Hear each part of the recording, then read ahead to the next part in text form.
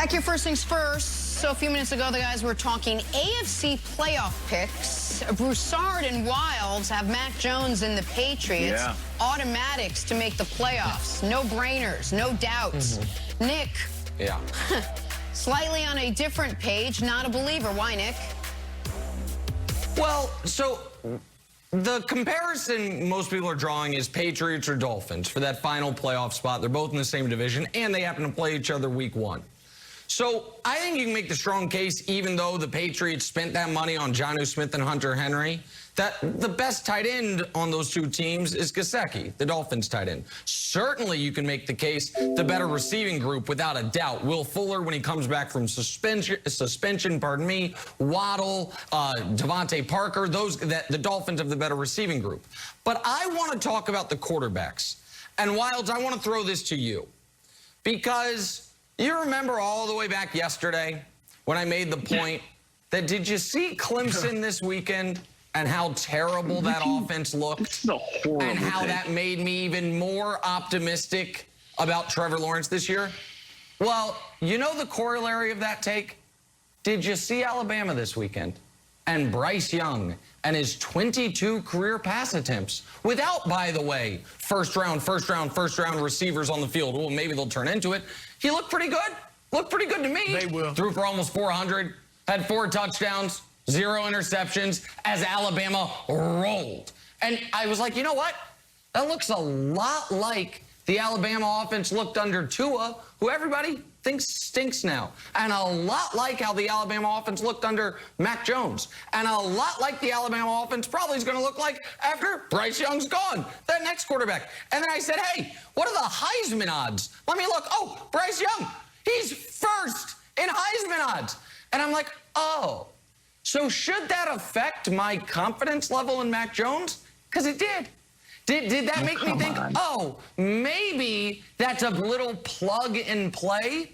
And maybe the Mac Jones that I watched all year, that I was like, yeah, that's the 6th best player on his own offense in college, is not going to be this instant difference maker against that Brian Flores defense that you seem to be so confident. I know he beat out Cam, and now he's the next Tom Brady, but did that Alabama game not give you any pause, Wilds?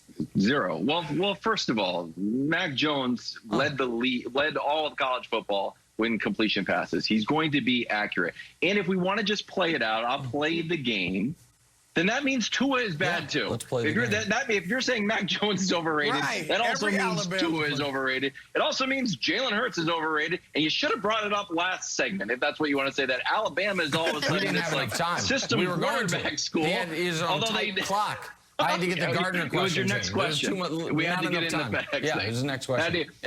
I'm not buying that at all. I am buying, Broussard, that Miami is almost like, not on purpose, but if it was on purpose, this is the plan you would execute on how to kill a guy's confidence, kill a rookie QB's confidence.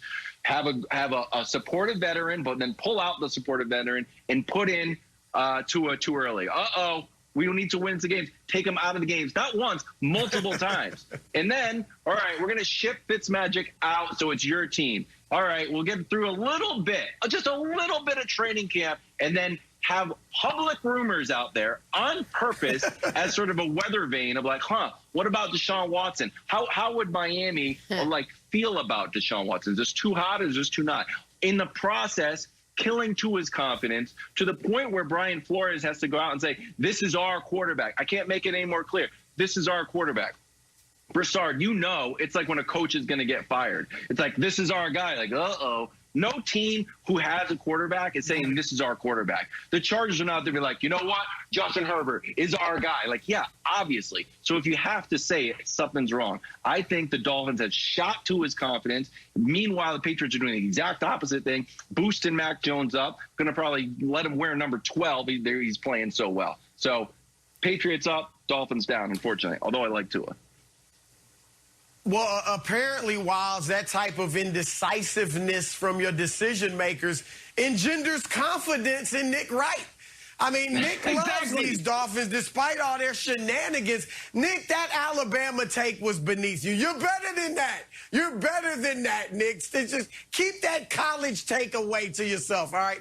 This is why the Patriots are better than Miami, all right? Their defense, Belichick, we know. Bill Belichick is a defensive expert, all right? Genius, if you will. Yeah, all right, that defense was ranked 7th last year with all the people sitting out for COVID. Now they got Dante Hightower back. Kyle Van Noy is back. They add Matt Judon. The defense is going to be stout. All right, offensively, Hunter Henry, Jonnu Smith, you mentioned them.